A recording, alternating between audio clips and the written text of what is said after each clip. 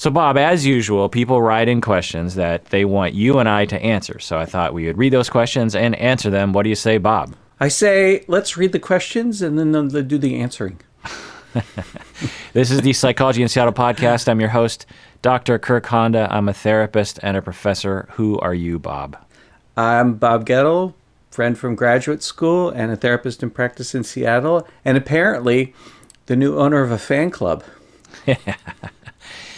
Famous patron Emily made a fan club pin or a magnet, and we might be stealing that idea for some merch coming up. So if you're interested in merch and you want a Bob fan club magnet, watch out for that.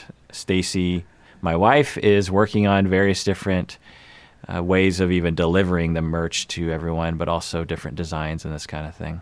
It was completely flattering. Yeah. Does Emily know that you sent it to me? Yeah. Well, she wanted you to have it. Yeah. Well, thank you, Emily. It was totally flattering and really fun. And Colleen actually has custody of it, so I get to visit it. And your quote is something like, "It's all about love," or something. Love is the cure. Love is the cure. That's right. Yeah. Which is really Freud, not me. So Kate from Ireland wrote in and has a very interesting email, Bob, that I want to know your opinion about. So this is about inappropriate behavior from my therapist, she writes. After a traumatic incident, I saw a counselor at my university. At first, she was really helpful, and I thought I was gaining a lot from it. But in the last year, I have been putting off therapy because of some of her behavior. For example, she has forgotten my name multiple times. She takes phone calls during appointments and sometimes argues with people on the phone. She suggested I drink alcohol before sex and wear provocative clothes to get over my anxiety around sex, even though I was sexually assaulted while drunk. She's never on time for our appointments. She has sometimes completely not even shown up for our appointments. She has forgotten why I am even there and asking me to retell my traumas to her so she can, quote unquote, figure out who I am again, unquote, over and over again, which is difficult for me to do. There are very limited counseling opportunities in my college, so I don't have any other option, I think. Or maybe I should just give up on counseling. Bob, what do you think? That description is appalling. Yeah. It's almost, it's like one of those truth is stranger than fiction, hard to believe, though I totally believe it, but like just absurdly awful. I mean, my God. Yeah. My first hit was, is this counseling doing you any good? Because if it's not doing any good and it's hurting you, then you should stop. Yeah. And the level of unethical behavior and really just impolite behavior on the part of your therapist makes me think that they're not workable. Yeah. I might be wrong about that. I'm in favor of people talking to their counselor. I think that talking to your counselor about these things can be a great way to shape the person up, and also can be extraordinarily, extraordinarily useful and good for your own self-image, your own self-esteem. Yeah. Yeah, absolutely. Super appalling. And the first thing I thought of when I read this email was, I've trained a lot of therapists, and I have rarely come across individuals who are like this. There's just a certain percentage of people or therapists who will do this sort of thing. The other thing I thought was, I don't know if in Forrest Gump, stupid is as stupid does. I don't really know what that phrase means. I don't think I ever knew what it meant. Do you know what it means? I have no fucking idea what that means. Yeah. But for me, I've always interpreted it as you aren't a stupid person. You're only stupid for your behavior. And it's mainly your choices in life that define stupidity, so to speak. I think that was the lesson. It's like, is Forrest Gump stupid? Because he was called stupid a lot. Stupid is as stupid does. It's not like how smart you are on a test. It's what the choices you make. Do you make stupid choices?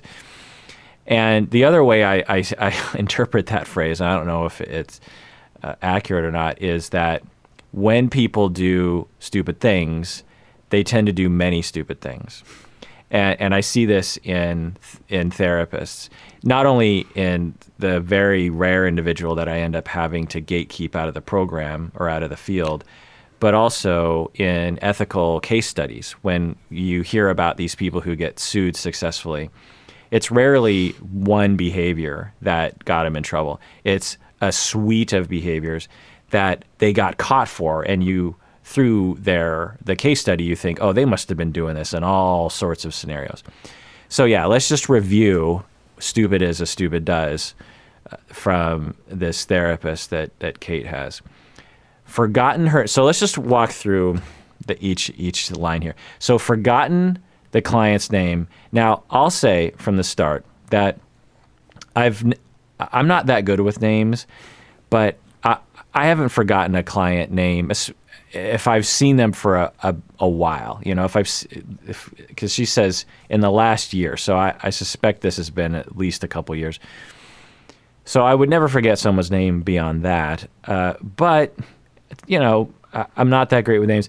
In the beginning of therapy, though, I'm terrible with names, and I don't know what it is about me in the beginning, but I've known that about myself, and the way that I adjust for it is I keep their file right next to me on a little table, and even if I'm pretty sure about their names, I glance at my file to kind of make sure that I get their first name right. And sometimes, I'm treating whole families. There's like 5 people in the room, and sometimes, I have to glance over at that. But so on one level, it's like normal, but on another level, when you take it with all the other behaviors, it all kind of makes sense. But Bob, have you ever forgotten a client's name? Yeah, about 2 months ago. What happened? I'm seeing this couple, not for couple counseling, won't get into the details, and I called him Steve. His name is not Steve. It's not even close. It's not like his name is Scott. It's not even close. It was so far off the mark. And he says to me, "Who's Steve?" And I'm like, "Oh God, I forgot your name, didn't I?" Yeah, and he reminded me what his name was. But before he said it, before I said Steve, I kept trying to look down at my file like, what's this guy's name? What's this guy's name? And I couldn't see my file. Keep it in a box, and it's turned away from clients so that they can't see other people's names when they're in session with me. And I was turned away from me too. I couldn't quite see his name, so I didn't want to be distracted. Like, oh, hey, give me a thought there, And I'm like, I think it's Steve. So I took a shot in the dark. I was dead wrong. I was horrified. Yeah. I apologized, of course. Well, so the other question is, did you have to say his name? No. Yeah. So it's not very frequent that we as therapists have to say people's names, unless it's in, conjoint therapy where there's more than one person. Right. So if there's Jane and John, I especially over the phone, I'm finding that because I do a lot of sessions now over the phone, and so usually I would look to that person, but now I have to call people out by name. Right. And but there isn't very many times. So I've been there before too, where I say the name and then I get it wrong, or I stumble on the name and it's clear I wasn't quite sure. And then I think, as a therapist, I don't have to say their name. I could have just said, "Hey, you," One of my, Paul David, my old mentor from the university, he would.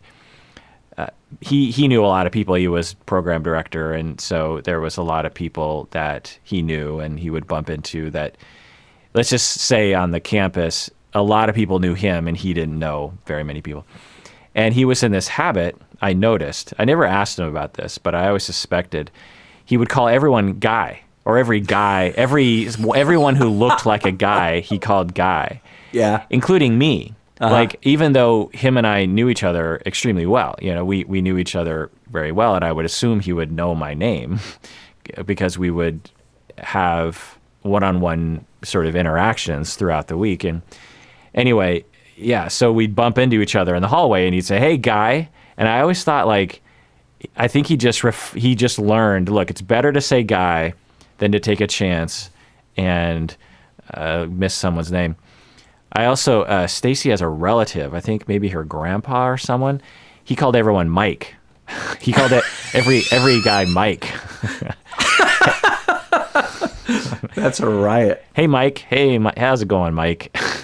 Probably for the same reason. But anyway, yeah. So it is a thing that therapists will do, especially when you have full caseloads. Especially if you're at an agency or a university clinic where you might have 50 to 100 clients. If that in isolation if that's the only thing, like with AKA Steve, I'm guessing you have a good enough. Well, what did you do to repair that minor rupture? I said I was sorry, and then he called me. He's like, "Oh, no problem, Phil." And then the other day, I saw them last Tuesday, and the other day, I said, and we were talking about something or whatever, and I'm like, and remember that time I called you Steve, and we just had a laugh about it, and yeah. I have this thing though, ever since I just got out of graduate school, when I'm writing for an appointment, I use a paper calendar still. And when I'm writing down for the next week, who's, like I'm just seeing this client, let's say maybe his name's Carol. So I'm seeing Carol, and then next week we're scheduling our appointment, and I stare at the time block on my calendar and I can never remember the name. And it's because I got triggered when I was young and just starting out, where I was seeing a client and I was scheduling an appointment and I drew a blank on her name, and she's standing there next to me and she caught it and she smiled at me and she said, and then she said her name. I'm like, right. And ever since then, when I'm scheduling a client, my heart rate goes up a little bit. Yeah. So I was having a hard time following you. I don't know if it's just me, but just in case people are having a hard time. So at the end of and I used to keep a paper calendar, actually the same at a glance, I think that you have. Mm-hmm. And at the end of a session, you pull out your calendar and you say, okay, how about next Wednesday at 5:00? And the client says, yep. And then basically right in front of them, you write, but they can't exactly see what you're writing, but they write they see you scribble something on your calendar. And there are times when you forget in the moment, wait, what is this client's name? And you skip a beat. And if you skip a beat too long, the client is looking at you going, yes, I bet you he just forgot my name. Right. Yeah. This happens to me twice a week. Really? Yeah, for 20 years. Yeah. Now, tell me which one it is. Are you bad with names, or because of the trauma of being called out, you get so in your head that you can't? Yeah, it's the second one. Yeah, I'm okay with names, and yeah. Right. Yeah. It's been a while since I have used a paper calendar, but the rare times when that would happen, I would just very quickly write, like I'd get like a microsecond of crap, I don't remember the name. Okay, great. And I'd close my calendar and move on. And then later I'd go back and put in the name. Right. Oh, good cover. Now the thing is, to people who might worry about, like, wait, does my client or does my therapist forget my name? The thing is that in other relationships, names are very important. Like when you work with someone, or they are, I don't know, one of the students in your class, it's extremely important because like with my students, for example, I have, say, 10 students in a class. Well, when they turn in their papers, I have to be able to identify who turned in that paper. When I call on someone in class, when I refer to someone, when Jane said this, blah, blah, blah. With clients, names almost never come up, especially in individual therapy. The other people's names, like the names of their spouses or their kids or their coworkers, but the name of the client, because you're never going to say, Jane, listen to me right now. Like you don't. It was a rare circumstance where Bob even said Steve. So it's not inconceivable to have a very deep relationship with your client and know a lot about them, but not have a very firm grasp on their name, so to speak. Yeah, there might be a little slippery spot there. Yeah. It's not like you don't know who they are. Right. Yeah. Exactly. Now, you know what I do? What? When I'm writing the name, and it happens these days, I take a guess, and I start it either with a curvy letter or a straight line letter, and then I'm like, okay, is that the right shape of letter? If it's a couple, does one of them have that start with a straight line letter? Because that's what I started with. And sometimes I'm like, nope, that was Vince. Okay, so solution, Bob. Yeah. Every client that walks in, write, my name is, and then write, Steve, and then put it on their forehead, and then you'll never forget. Yeah. Okay. So the other thing here is other behaviors is. Oh my God. She takes phone calls during appointments and sometimes argues with people. Now, I have seen this before. I did co-therapy with another family therapist. I've told this story in the podcast before. I'll never forget it. It was a big family, and so me and another therapist, the other family therapist, were helping this family out. And this was when cell phones were first kind of coming out. It was during the flip phone days, if that makes any historical reference to people. And her phone rings, which I found to be abhorrent because I would always silence my phone before going into session. And her phone rings, and I turned to her and I thought, oh my God, she's going to be so embarrassed that her phone is even on. And she didn't look embarrassed. And then she proceeds to pull out her phone. I think, oh, well, she's going to turn it off. And then she answers the phone. So there's 7 family members, me, the therapist, we're in the middle of something, and she answers the phone. And then I'm thinking, okay, well, she's just going to say, sorry, I got to go. And then proceeds to have, maybe a 30-second conversation like, oh, yeah, da-da-da, blah, blah, blah. I couldn't believe it. And how someone could be so oblivious. Now, there's not a lot of explicit talk about this, right? It's such a commonsensical idea that but anyway, so have you ever seen this sort of thing, Bob? Yeah, the other night I was looking on the internet, and they had a thing on, funny Saturday Night Live sketches where the actors break up laughing. And they did this whole thing where Will Ferrell's a doctor, and his 2 patients are coming in, and he doesn't know who the hell they are. And then the phone rings, and he's talking to Beverly, and he's like, yeah, I've got these patients in front of me. Yeah, they're a real pain in the ass. And this kind of shit, right? And they're like, we can hear you. And he's like, oh, now they're complaining that they can hear me, right? And it's comical. Yeah. It's absurd. And this therapist is really doing that. And if I heard right, multiple times. Yeah. Fuck, man. Yeah. Yeah, I'm just trying to think what would be going on with someone that would be the case. That, are they impaired somehow? Are they drunk? Yeah. Are they losing their marbles in a certain way? Yeah, right. What is going on with that? Why would you take phone calls? Like, what would be the point of that? I mean, even taking a phone call while you're talking to somebody is rude. It's rude. Yeah, let alone in a therapy setting. And I want to be clear to any clients out there who are wondering about this. This is abhorrent behavior. Taking a phone call in the middle of a therapy session. Therapy sessions are sacred spaces, even for people who don't really go for that vibe as a therapist. Even if you're a real nuts and bolts cognitive behavioral therapist, you would never take a phone call in the middle of a session. So this is very, very strange behavior. And then arguing with people in the middle of session. She also goes on. She says, I was sexually assaulted while drunk, and I've been having anxiety around having sex. And she suggested I drink alcohol before sex and wear provocative clothing. So this one I would want more context around. It sounds very awful. And if the client is walking away with this message, then obviously the therapist failed.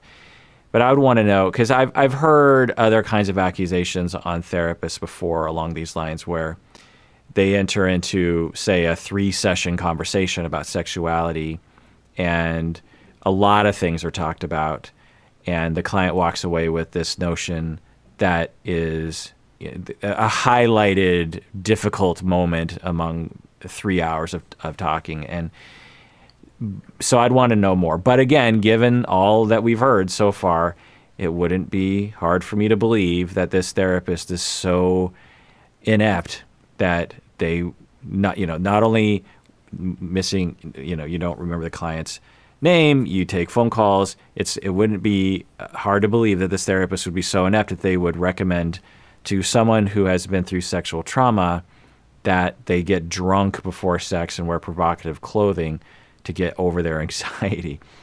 And then she also says she's never on time for our appointments, and she has completely not shown up for appointments. So again, this is abhorrent. Now, this one I hear, especially the not showing up on time, and let me just get angry about this, as I usually do. There are two types of people in the world. There are people who are on time, and there are people who are late. Me and my wife are on-time people, meaning we're early. And if we're on time, that means we're late. If we have a thing, we are out the door well in advance, and we're always 15 minutes early, if not earlier than that. And then there are late people who are always late, and we all know those people. Bob is an on-time person. Other people can be late people, and we know those people. They're always late, and if they're on time, you're like, what? You're surprised. You're like, how? What did you think? And often with my people who are always late, when they're on time, they got the time wrong, and they thought they were an hour late. I'm not even joking. And so what I say is that's fine. In the regular world, that's fine. There are on-time people and there are late people. And if you want to be, and the thing is late people, they always have excuses.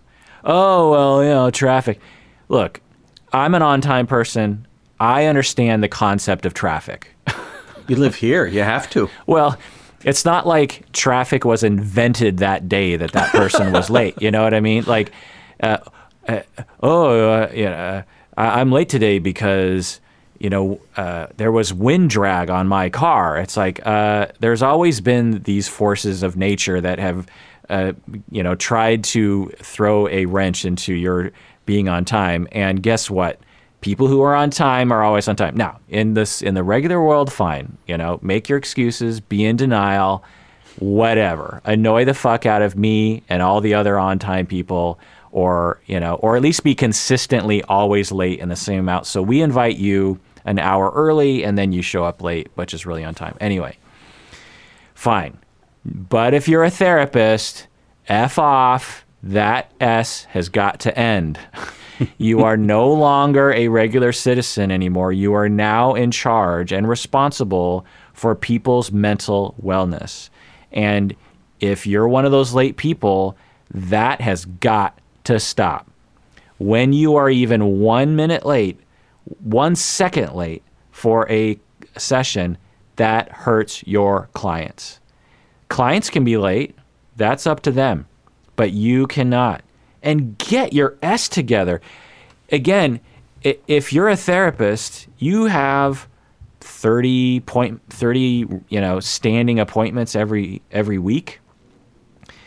You would think you would have ironed out any kind of wrinkles in your system about being on time. The other thing is that it's not like you're showing up for different appointments all over town. You just have to be in your stupid office. So it's not like, get to your office an hour early before your first appointment and just wait, just wait. Now, if you have some kind of medical issue that requires going to the bathroom, whatever, and makes you late for your appointments, talk to your clients, make sure those are obviously excusable incidences, but that's not usually the case. I would say to someone, if they were a supervisee of mine, I would say, well, it's better to end a session early because you have a medical emergency than to show up late for one.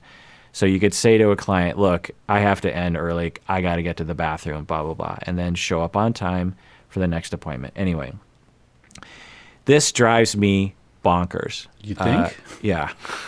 It's such a simple thing, and it's a litmus test, right? If you are so inept and so uncaring and so unaware and so chaotic and so impaired that you can't show up on time consistently to your appointments, there is likely a whole suite of harms that you are doing to all of your clients. I don't care how nice you are. I had a colleague of mine, a friend of mine, who had a therapist that was very much like this, who was never on time. And the therapist practiced out of her home. So she didn't even have to. So my colleague, friend, would show up to this therapist's home, and actually the clients could walk into the appointment room. And so she just walked in to the appointment room, sits down. She can hear her therapist walking around upstairs because she knows that, she knows that her therapist lives alone in this house. And 20 minutes pass, and she's just like, should I go up there and remind her? And this happened many, many times. And I just don't understand. It boggles the brain. At the very least, show up to your appointments, therapist. Now, I will say that drug addiction is a thing, and substance addiction is a thing. And when you have a problem, it tends to take its toll on a variety of areas, including this. And so it makes me wonder about that. My first thought is that maybe this person's impaired by drug addiction. Yeah.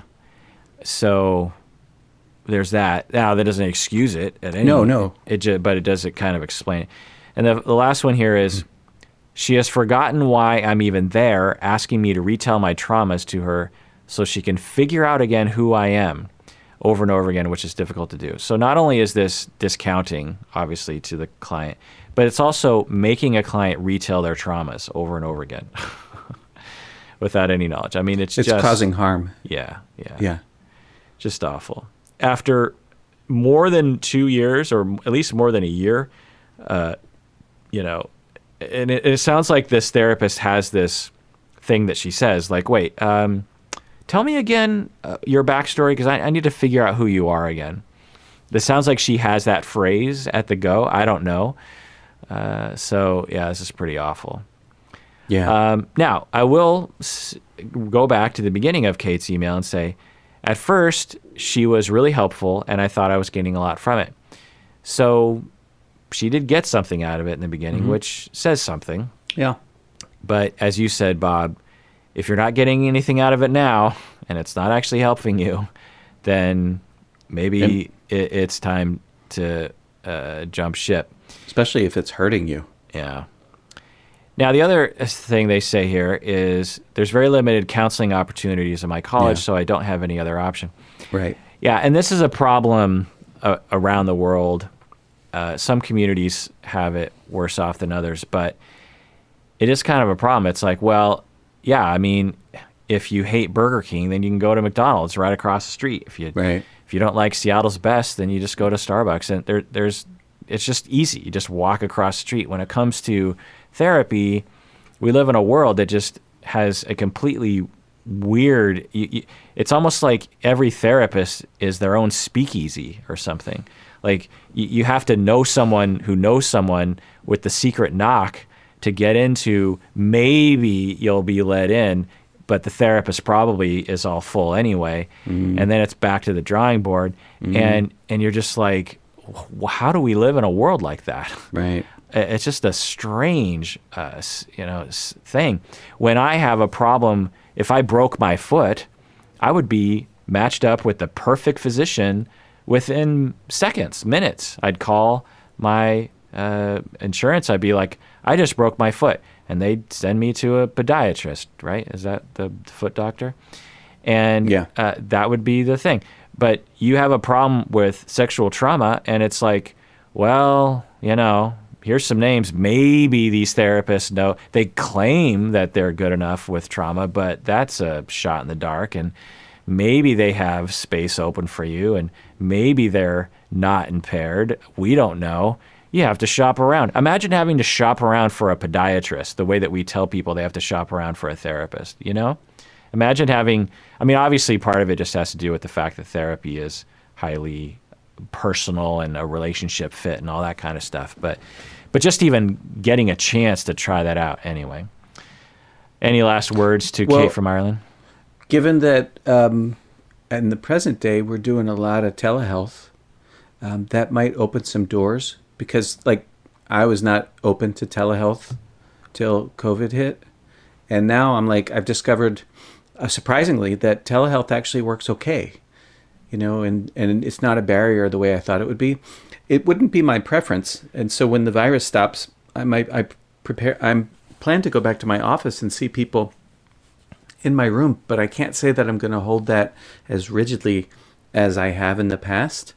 So I wonder if for this patron writing in, if maybe they could explore telehealth options that are outside their community.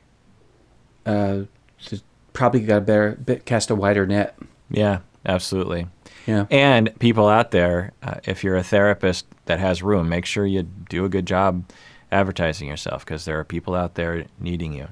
Hey, can I just air one of my pet peeves? Yeah, please. What the hell is the deal with therapists not returning calls to prospective clients? Yeah. Like, really good therapists don't return calls to prospective clients. They have that thing on their voicemail that says, my practice is full, which, okay, I get. You'd want to put that so that you can cut down on having to be responsive.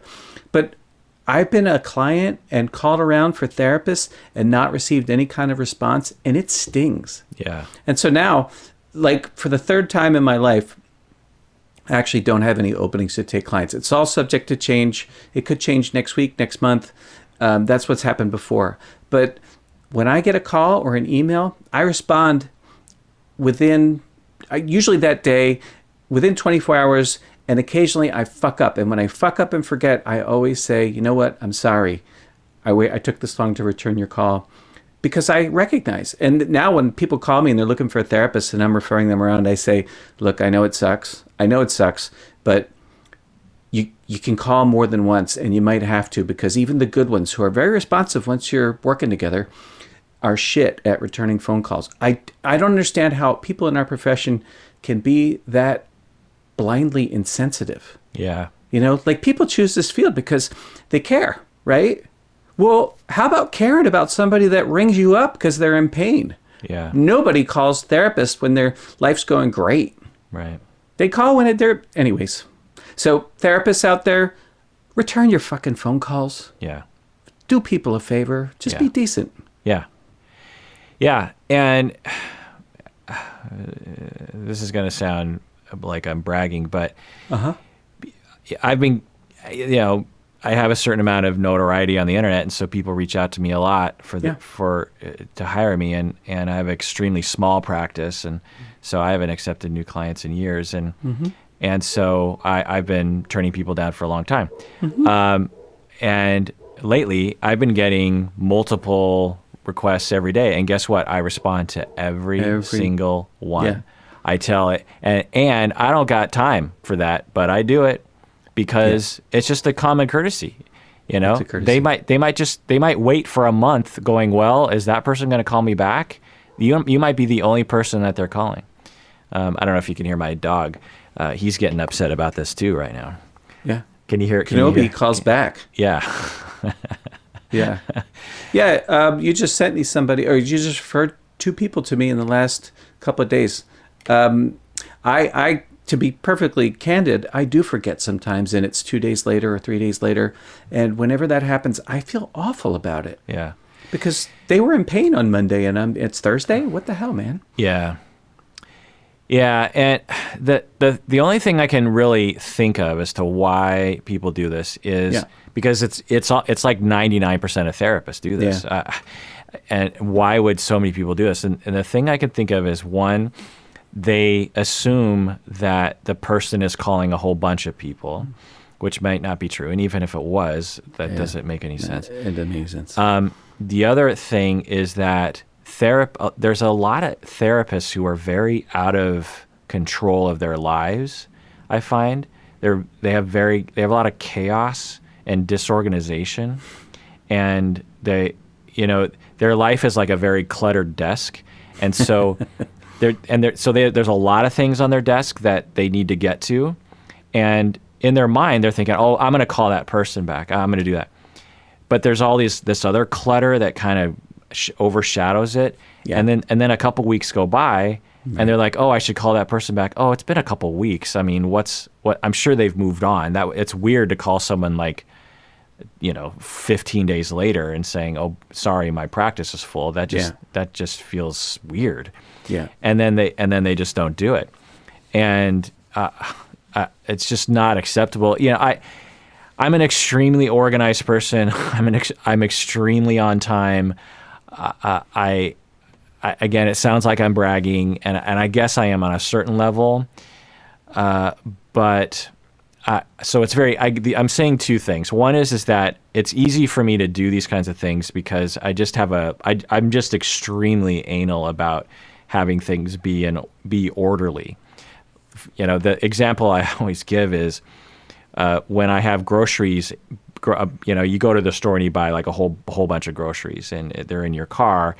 And in my head, I do a calculation about the fewest amount of trips I can do from my car to my house. Like, okay, how can I engineer this so that I only have to do 3 trips instead of 4 trips, which is really kind of silly when you think about it. It's another 15 seconds and probably less likelihood of like spilling crap everywhere. And when you're carrying like 8 bags on one arm and it's just digging into your wrist. Yeah. But that's just how I live, for better or for worse. There's pros and cons. So it's kind of easy for me to do it. But the other thing is I just value the benefits of not being chaotic in my life. Now, I have certain privileges that allow me to be non-chaotic, I suppose. But at the same time, if you are conscientious, you think ahead, you're proactive, and you spend the time, you can actually eliminate a lot of the downsides of chaos. Another example I always give is when I get a bill in the mail, I pay it right then and there. Like, I don't put it in a pile to pay later. Now, again, that's a privilege that I can pay it in that moment. So if that's an issue, then obviously that's not an option. But if it's just a chore, like, oh, it's just the water bill that I just pay every month, I pay it right away. Because in my head, now I'm not saying everyone needs to do this, but for me, I'm just thinking, if that and the 100 other things I do in a day, if I put it off, that's another 5 seconds per issue that I have to address later on. Whereas if I just do it right now, and I don't want to do it right now, but if I do it right now, then it's off my table. I don't have to think about it. I don't have to look at a pile of crap that I have to deal with. I just deal with it in this very moment. And I know other people are out there are like me. Now, if you're a regular citizen and the cons of your chaos do not affect other people, then great. But if you're a therapist, the cons of your chaos will probably affect your clients. And that stuff has got to end, at least in the realm of you being a therapist. I know really good therapists that are highly, highly responsive to clients that are already on their caseload. And, great. Like, call them up anytime. Like, that's the kind of availability they believe is ethical and proper. Which, great. Everybody's got their limits around that. Who don't return phone calls to prospective clients. Why do you think they don't do that? As you were talking, I was thinking, well, maybe they redline. They fill their cup to the brim with the various bits of life, work, home, whatever it is that people do with their time, and they run it right to the edge. So I take as many clients as I can, maybe even a little more than I can handle, and I get involved in activities with my family, maybe even slightly more than I can handle, and my schedule's overpacked, and who's going to get the short end is, someone I don't know is probably going to get the short end. Maybe I wonder if maybe people redline like that. I was also thinking that if things don't work out with our respective wives, maybe you could marry me because I'm like that too. Colleen's not like that? No, she is. She's very organized. Oh. Very organized. I was just saying that I pay my bills as soon as they come in. I don't let that shit go. Yeah. I'm like you. And Yeah, I yeah. do that whole how many bags, how many trips to the kitchen from the car thing every time I go out to the grocery store. And Yeah, Anyways. well, I mean, we're already kind of married in a certain sense, I suppose. that's true. That's true. Yeah, to be clear, I'm not bragging. What I'm saying is that a part of me just really enjoys it, but a part of Sure. me does this out of compassion Yeah. for how my chaos Right. affects other people. Right. And the less chaotic you are, which takes doing, it's not, I mean, Bob's known me long enough to know me during a time when the homes I lived in were not clean exactly. When I lived in Wallingford, for example, Oh, yeah. Great apartment. it's not like that place was filthy, but it wasn't like it was clean. And I just worked on it. That was when I was in my 20s, and now I'm very clean. Yesterday, I did a full scrub down in the bathroom and in the kitchen. Yeah. Lots of bleach and whatnot. My wife came downstairs and was just like, "Oh, what's all this smell?" And I'm like, "That's the smell of clean." Yeah. And I wasn't like that before. But why am I like that now? Well, Yeah. because I would practice out of my home, and Yeah. when I looked in my bathroom, Right. which my clients would go into, I was mortified, and so I changed. Right. I changed. Yeah. I was a chaotic, gross, Yeah. dirty mess as a 19-year-old, and as time has gone on, I have changed, and I'm more organized, more clean, more conscientious, less chaotic. Why? Because people depend on me, and if you're a therapist, people depend on you, and so get your ass together. You know, first off, I lived part-time in that apartment when you were there. And it was never Every as- Saturday night. Yeah, usually late night pizza. You used to cook the Red Baron cheese pizza with Tabasco sauce on it. Oh, that was so good. Yeah. That was so yeah, it was good. like 3 cheese pizza or Oh, something. so good. Yeah, that's Yeah. the one. Anyways, not that bad. Kirk's apartment, not that bad. And I am not actually an organized person. Like, left to my own devices, my garage is shit. It's like chaotic mess. And the garage is a room that Colleen doesn't use, right? My nightstand is a table, the one table in my house that is mine, and Colleen doesn't use it. And it is stacked with garbage. Not garbage, but, just papers and stuff and bits that I don't feel like dealing with. I do not fold laundry when I'm single. It sits in a pile. It gets wrinkled. I like it folded. I prefer it folded, but I hate folding laundry. And left to my own devices, I don't fold it. I wouldn't wash dishes dishes I'm probably pretty... Anyways, I do that shit because Colleen's in the house. She likes folded laundry, so I fold laundry. And then I get the benefit of folded laundry, because I've done it. But it's accountability to others. That's what makes me clean the house and cook food and fold laundry and keep the house neat, except in those 2 free spaces that I have, the garage and So my are you talking nightstand. about the nightstand by your bed? Yeah. There's papers on the nightstand? Oh, dude. It's Why would there be papers? Like I'd have to go over and check. like It's not forms? bills. There's a pad. There's no, it's receipts. on the nightstand next to your bed. Receipts, because we have a home business, and I keep the receipts for that, but I don't keep them in a very organized way, and they kind of pile up there. Eventually, Colleen got so sick of it, she just grabbed an envelope and she shoved them all in there, and she's like, "You can deal with them some other time, but at least I don't gotta look at them," And it's mostly. And then there's like odds and ends. There's my book and a folder, and then there's my cup, and then there's my coaster and my cords to plug my phone in, and paper. I don't remember what it is. I don't even keep track of that shit. I don't know what's there, but it is my free space. Mm-hmm. Otherwise, the house is common space, and so I generally keep it up because it's not fair to Colleen to have to look at all that shit. She don't like it, and I actually prefer it cleaned up. Yeah. I just don't do it when left to my own devices. Yeah. So Interesting. I guess my point is that accountability is what makes me change my behavior. You're accountable to your clients, wanting them to feel good when they come into your house and use your bathroom. Yeah, makes sense. You keep it clean. And without that, you might revert. But it's the same with the phone calls. Like, I feel a sense of accountability to people that ring me up.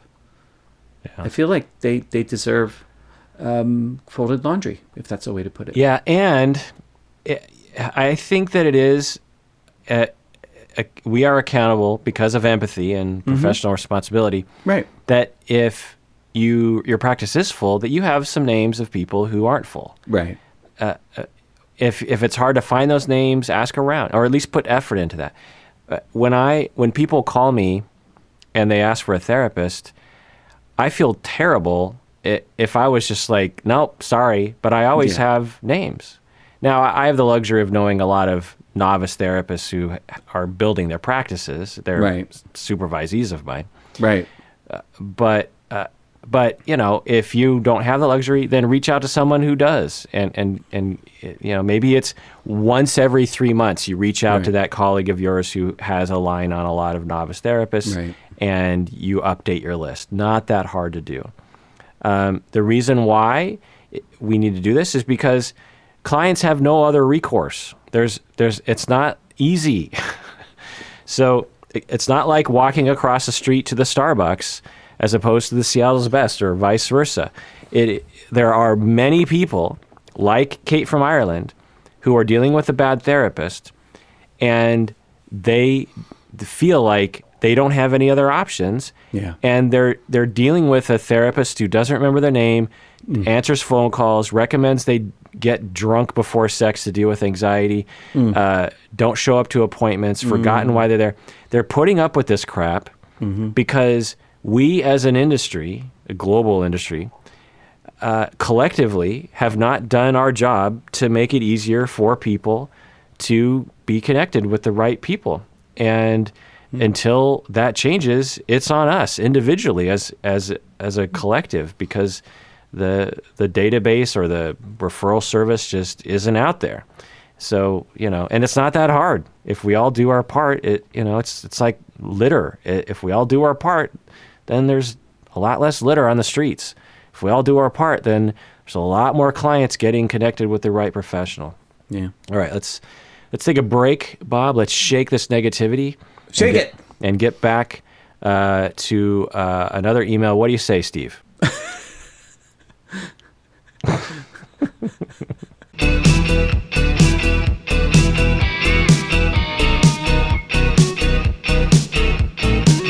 All right, Bab. I was gonna call you Babs. Nah, Steve. Steve's good. All right, Steve. We're back from the break, and if people want to become a patron of the podcast, they can do that now. Also, if you want, please like us on Facebook. That's where we do all of our announcements, and Instagram. So if you can do that, that would be good for us to be able to connect with you about various different things. For example, we are giving away a new scholarship of $2,000. So if you know someone who is in the mental health field that is getting their master's or doctorate, let them know, because we're going to be reviewing those, I think, in August, if I'm not mistaken. And we also are going to give a $1,000 art grant to someone who is of a worthy recipient. So you can go to the website, fill out either the scholarship and or the art grant application, and Stacy, my wife, will be reviewing all those to give out that money. Actually, your artist in residence. Yeah, actually, the art grant, I think, is $1,200 now, because an anonymous patron gave $200 to it. Yeah, I saw that. Also, we have a Facebook fan page where there's a lot of different fan interaction with each other, including people getting together and watching movies and then doing a Zoom chat, or reading a book and then doing a Zoom chat. There's a lot of socializing between the listeners and the patrons, which I find to just be fantastic. We also have a Discord if you're into that sort of thing, with different channels of various different things. What's a Discord? Discord is it's like a forum, if you remember old forums, but it's more like I don't know. It's kind of specific. Like, have you ever seen Slack or Discord? Slack, Discord. No.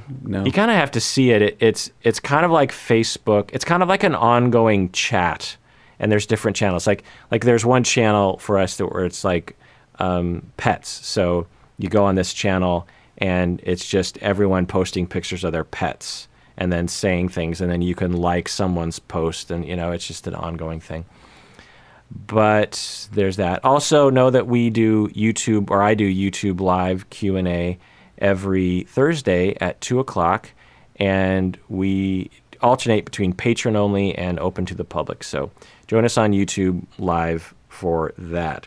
How does that work? Do people, they're on there live and they either call or type in questions to you? Yeah, they type in questions. Jeez. Yeah, it's been pretty interesting.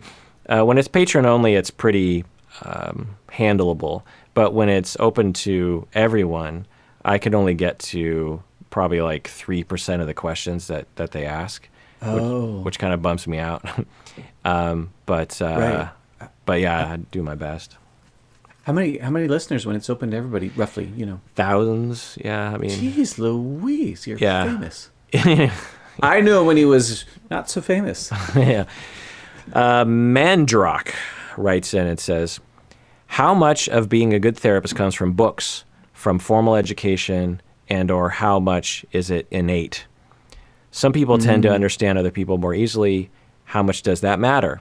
Does it make the difference between good and average as a therapist? What do you think, Bob? Great. It was an interesting question.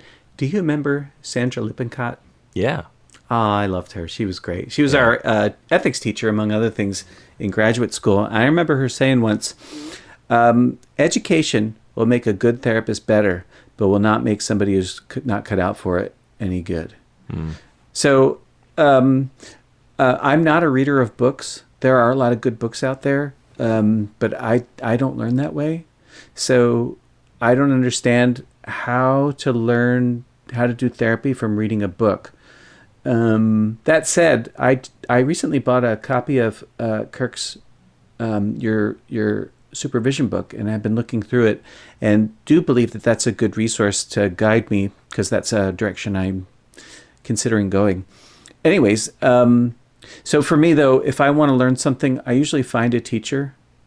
I think that our graduate program was a quick and dirty way to get a license, and that while I really liked graduate school and I really enjoyed most of the classes we had and learned a lot, I think that the bulk of my education has taken place by seeking out training postgraduate school. And that's the way I learn, is I find somebody to teach me how to do it, and then help me with my learning curve.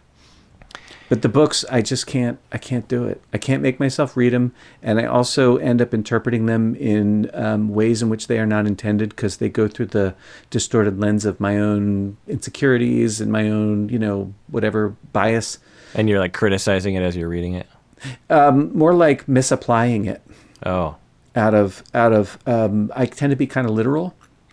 Sorry, let me try that again. I am literal. I miss literal jokes. People make literal jokes with me, and I have a pretty good sense of humor, but I take them seriously, and I'm like, was that a joke? And really? they're like, yeah, that was yeah. I don't. Yeah. I've never seen you do that. I do. You understand humor. I do. I understand humor really well, but I'm very literal, and I miss stuff because I'm literal. I miss nuance, and I've never seen that in you at all. Yeah, it's true, but it's particularly true with the written word. Oh. With the written word, there's definitely an over. I remember when I was reading the manual for how to do DBT, and my overlay was so far off the mark that I used to think, whatever I think I should do the opposite, because that's how far off the mark I was. Wow. Yeah. And the only way I actually learned that was I was taught by knowledgeable, sound. So do you think you were innately a good therapist before you started? No. I think I had aptitude. Yeah. And I think I wasn't any good at it. Yeah. I had aptitude, and I had a lot of experience being a client. So I still do that. I draw from my experience as a client, as I am as a therapist these days. So there's a strong link there. But no, I don't think. I think I have aptitude, but no. I needed the training. I really needed the training. Well, it's interesting because I knew you back then, and I would say that you were a good therapist. It's just a matter, what do we mean by good therapist? Well, that's a great point. And I think both of us are similar in that I think we would both agree that we were not very good therapists when we first started, but we helped a lot of people when we first started. So how do we reconcile that? There are certain blind spots, like for me, trauma was a huge blind spot for me. I don't know, a certain countertransference awareness might have been a blind spot. I don't know. Totally. That's me. Yeah. Just self-confidence. That's still me. being real and authentic. I don't know. I felt like maybe I was okay with that in the beginning, but I would say that you absolutely had aptitude and an innate skill. You have always been you, and your you-ness is very much in line with what can be a good therapist, So what's that word? Eunice? the you-ness. You-ness. The you-ness of you. Eunice is a name that we don't use anymore. I have a lot of aunts, like great aunts, named Eunice. Eunice. And we don't hear that name anymore. No. Like Eugene and Eunice. Actually, I think I have an Aunt Eugene and Aunt Eunice that are married. But anyway. Those are not my favorite names. Just watch, a bunch of hipsters will start naming their kids Eunice.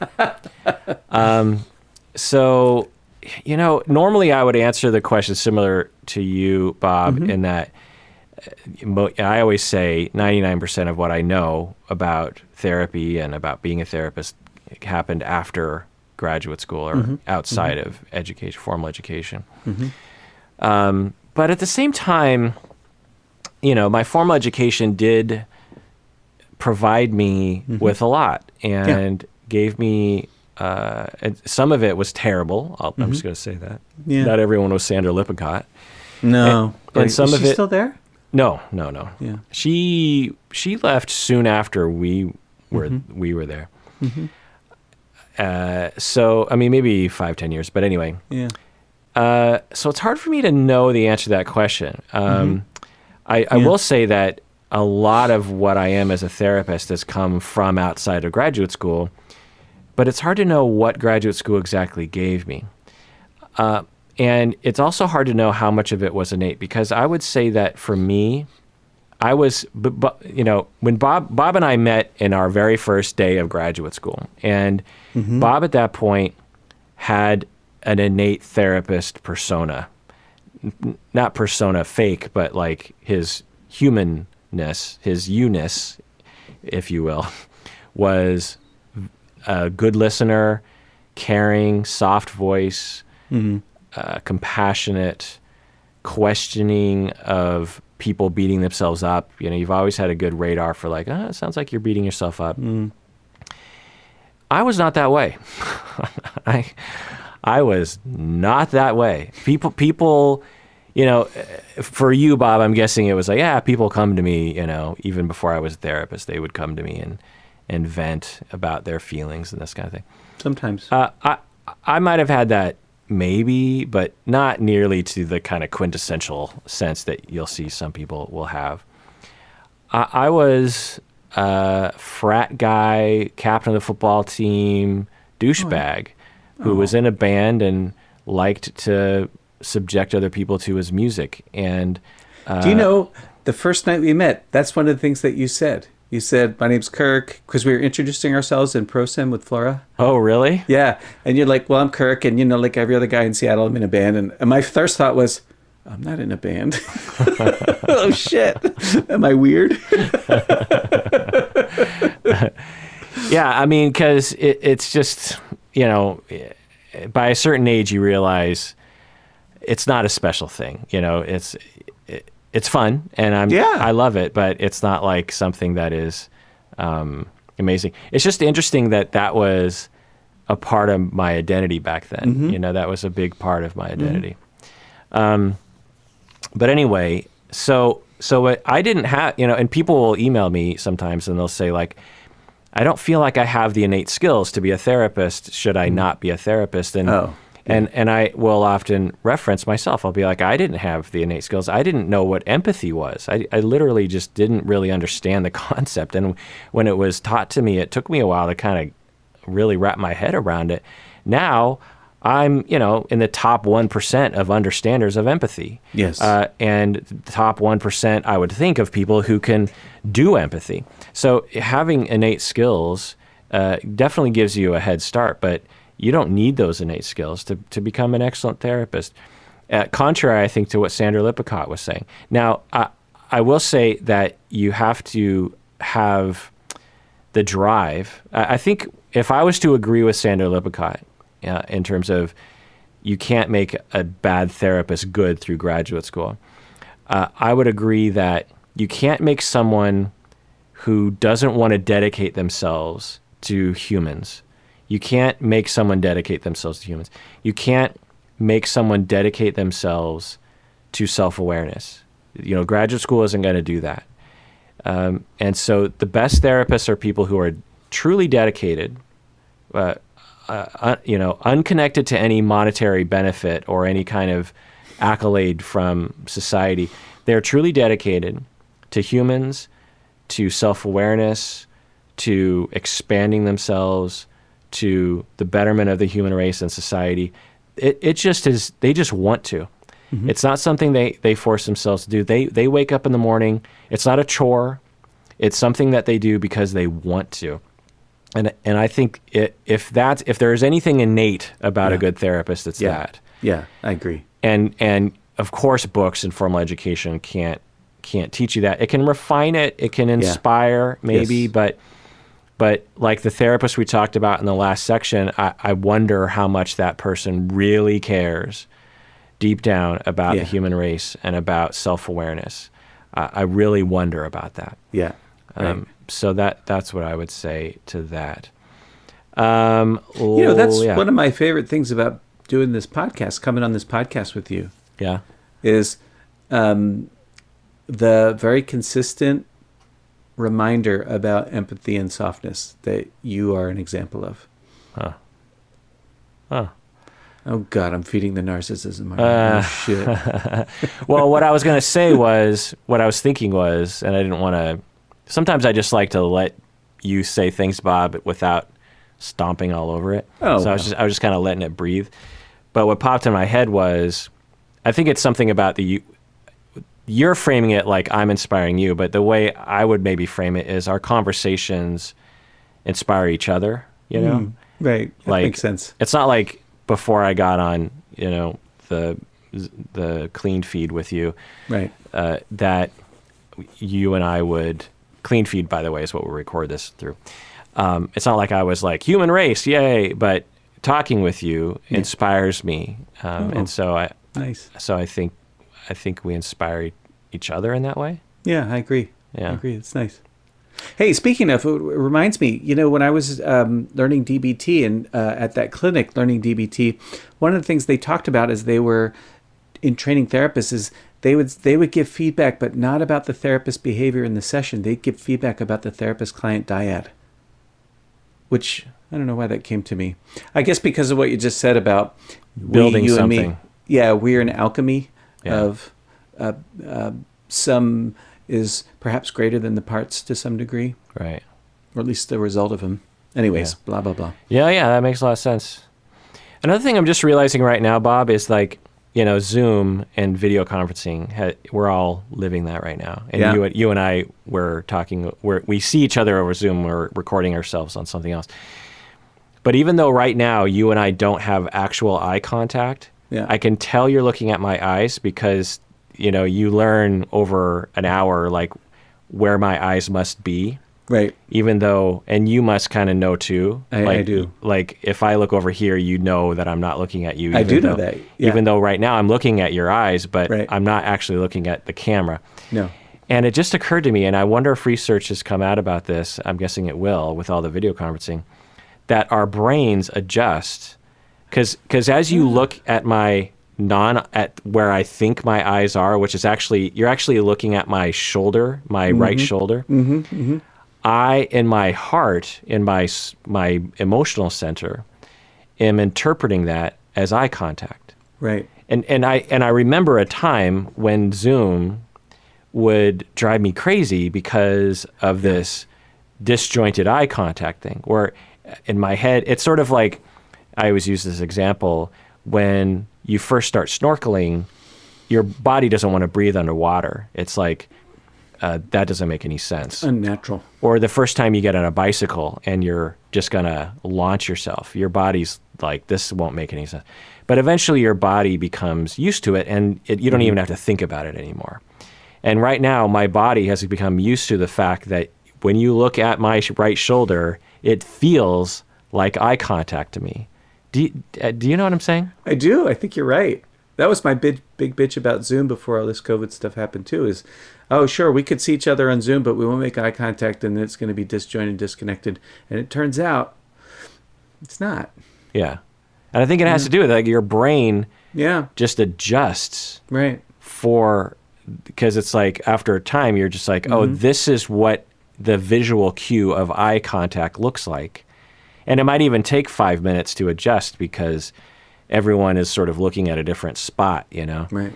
And if I move my Zoom screen over here and I look over here, does that feel like no longer eye contact? Well, it would until my brain adjusts. Yeah, because right now I'm looking. How about now? Yeah. I'm looking right at the camera. How about now? Is this? It's weird, isn't it? Yeah. Because that was always the thing. It's like, okay, if we're going to have eye contact, we have to have a screen where the camera's right in the middle of the screen. Like Star Trek. Remember the video conference in Star Trek? Yeah. Which is, possible, but it would be this blank spot in the middle of your screen. Right. But maybe the other answer is just your brains just adjust, and you just get used to it. Like wearing glasses. The first time you put on glasses, it feels weird, and then over time you get used to it. That's true. Yeah. Yeah. Huh. Well, maybe telehealth will be able to save the day in the end. Maybe. All right, Bob, what's the final word on today's episode? Well, before we get to the final word, did we answer the question? Oh, how much of being a good therapist comes from books, formal education, and how much of it is innate? I feel like we answered that question. Okay. Some people tend to understand other people more easily. Does that matter? Does that matter? I don't know. I've trained a lot of therapists, and let me think about that one for a second, because I have therapists that I've trained who do very much seem to understand humans better than others post-grad. And I don't know if it makes them better therapists. So it makes them a different kind of therapist, I would say. So that's what I'll say to that one. I mean, how do we define the term, right? It's hard to say because the term is unclear. Well, yeah, but I think I know it, or at least I'm interpreting it in a certain way. Mm-hmm. I have a lot of trainees, and there are some trainees who, from the first second that I ask them to do something, like a role play or something, they really just get other people. Yeah. And because it's an intuition, it's an intuition of, I bet you this person is feeling bad about X, even though they've probably never even told anyone about that. Right. Even if it's just something like they feel humiliated or something. The intuition of when someone's attachment injuries are happening. You have to understand other people. You have to have a good intuition. And intuition meaning not like energy space and crystals. I'm talking about the experience and wisdom you get from interacting with a lot of humans and a lot of self-reflection that makes it so that when someone gives a slight visual cue of an attachment injury, or the circumstances are likely to produce an attachment injury, you intuit correctly that the person is having it without them having to say it. And I think that I think that is something that some people are a little better at than other people. But I will say that all my trainees, regardless of where they are on that spectrum, tend to be successful therapists and tend to help a lot of people. Yeah. I just think it makes them different kinds of therapists. That's Yeah. the point. Yeah. And then last question from Mandrock: Does it make the difference between good and average? Again, I think we kind of answered that question. Too. Yeah. I think we kind of answered it. And I think the thing that I kind of eventually got to, which is that if the person cares and they're dedicated to self-awareness and they're dedicated to humans, then they have everything they need to become the best therapist on the planet. Oh, that's really nicely put. Because probably you have everything you need to already inside you. Yeah. Right? It's a question of honing. Yeah, and I will say that the book learning and the graduate school learning is really the only way to learn things like ethics or professional standards or research methods. There's no way that you're going to learn that on your own, or at least it's going to be really hard. Yeah. So there's certain topics, the professional side of our job, which there are many, and it's complicated, that you're not going to, one, innately have that, and two, reading a book is not going to give you that know-how. I don't think there's a substitute for graduate school. Yeah. Like I could hire a supervisor, but they're gonna be my agenda driven as opposed to driven by a greater knowledge of the things that are useful to know. Boy, that's just a... No, I know what you mean. Yeah, right. Now, I will say that as a supervisor, sometimes I set out and just say, okay, today I'm going to lecture you for a half an hour about X. Yeah.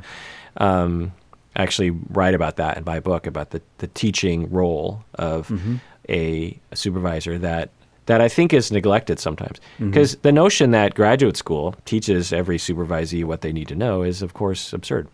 And that supervisors should become good teachers. Like, I'm going to teach you the concept of the working alliance. I'm going to teach you trauma therapy. I'm going to teach you what unconditional positive regard actually is, not what you pulled away from a chapter that you read in a book and was told by a terrible instructor about what that means. So let me tell you what unconditional positive regard and what Rerun therapy actually is. It's actually really deep stuff. It's extremely complicated, very deep stuff. Yeah. Let me teach you that for the next half hour, and let's revisit that as we go on. I think that, and I find that supervisees want that kind of stuff. They really crave it. Yeah. And it reminds me of a lot of supervision trainings are terrible. I'm just going to put it out there. And one of the trainings I went to, it was a large group I'll try to keep this brief, but so if you're a supervisor, you're kind of at the peak or the pinnacle of the field, right? You're no longer in school. You have the experience. You are now given the mantle, and so a supervision training, to train supervisors it has a lot of potential for people to be concerned about how they're coming across to other people. Let's just put it that way. And so I don't know if that was just me. I'm certainly I was contributing to it, but it felt like the vibe in the room of these 30 people, there was just a lot of self-consciousness, of like, okay, I'm supposed to be, these are a bunch of supervisors and I have to act like I'm a supervisor too, that kind of thing. And one of the major questions that the trainers put out to everyone in a discussion format, which I thought was a mistake, is how much supervision should be directive versus how much should it be led by the supervisee. How much do you set the agenda? How much do you route the conversation versus how much should the supervisee, or when a supervisee has something that they need to learn, how much should you just tell them what they need to learn versus should they come to their own realization themselves? So just what's your general answer to that if you were a participant in this group and you were to raise your hand and say, well, I think, what would you say to that? I would say I would want to be more directive if I believed that my supervisee's behavior was putting a client in harm's way. Yeah. And Socratic if not. Socratic meaning, to people who don't know, you ask a bunch of questions to lead somebody. Leading, but, also you're not really quite sure where it's leading, but you just, you might say something like, well, is that a dual relation? You as a supervisor, you might say to your supervisee, well, I don't know. What do you think? Do you think what you're engaging in is an unethical relationship? And you just ask a bunch of questions with the giving the supervisee space to figure it out for themselves. No, I think I'd want to be more directive. Right. Of course. I agree with you. And supervisees agree too. When I ask them, because over time, because I've become insecure about this earlier on, I would ask supervisees, I would be like, so often I'll just tell you what the right answer is because I know the right answer and frankly you don't. And so I'm going to tell you the answer. Plus I'm your supervisor and I'm in control of your practice. So you're going to do what I tell you to do. Yeah, I'm going to do what you're going to do what I tell you to do, because if you do something wrong, I'm going to get sued too. Yeah. And if I don't tell you the right thing, that's on me. So there are many times I'm just going to tell you what you're going to do. And is that bad? Do you like that style? And universally, everyone's just like, no, I want that. How could I come up with the answer myself? I don't remember everything I was taught, or maybe I wasn't taught it. Yes, please I just want to know what I'm supposed to be doing. Okay. Now, obviously, that's not in all situations, but there are situations where that's true. But in this training, it was a lot of, the main voice that was heard in the room was, you would never tell a supervisee what to do. You would always lead them down the path of helping them to figure it out for themselves, which one is true for therapy, right? And so we don't want to confuse supervision with therapy. And I think a lot of these people, because they're therapists first or something, right. Also it sounds paternalistic to just tell people what to do, right? Yeah. It sounds like you're a fascist, and that never goes over well, as particularly in therapy, particularly in Seattle, to just be like, no, supervisees are dumb and they need to be told what to do. They're not dumb, but I'm just saying they don't know anything yet because they haven't been given a chance to know anything yet. And so there's just a lot of things that they wish to be told, by the way. They're just like, please, don't beat around the bush. Just tell me. Right. And especially the people who are paying me money post-grad, they're just like, I'm paying you a lot of money. I don't want you to Socratically, just tell me the answer. And if we want to have a debate, then we'll have a debate. But just tell me what's on your brain, Now, you can say it tentatively and you could explore for sure. But anyway, why did I start asking you about that one? Boy, something about the question that the person wrote in for, but I don't know. Yeah. I might be a little bit lost. Yeah. Usually you can pull me out of this, but we'll just say it's an unrelated topic that had nothing to do with it. All right, Bob. I guess that was the final word. Everyone out there, please take care of yourself and, ride the line between fascism and Socrates, because you deserve to.